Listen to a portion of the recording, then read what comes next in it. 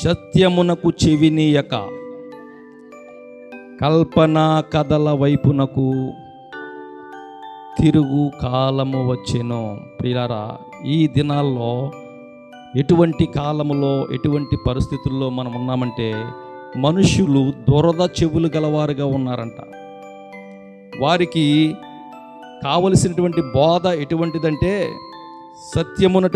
సత్యమును గూర్చినటువంటి బోధ కాదు.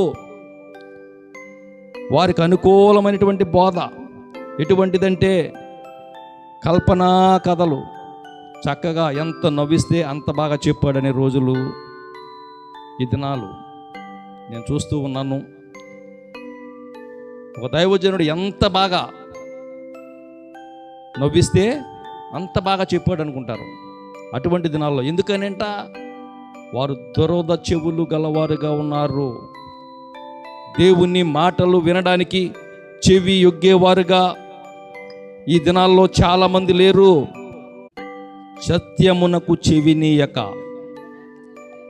కల్పనా కథల వైపునకు తిరుగు కాలము వచ్చెను. ప్రియులారా, ఈ దినాల్లో ఎటువంటి కాలములో ఎటువంటి పరిస్థితుల్లో మనం ఉన్నామంటే మనుషులు దురద చెవులు గలవారుగా ఉన్నారంట.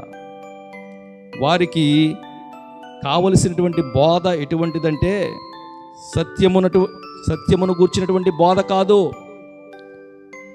వారికి అనుకూలమైనటువంటి బోధ ఎటువంటిదంటే కల్పనా కథలు.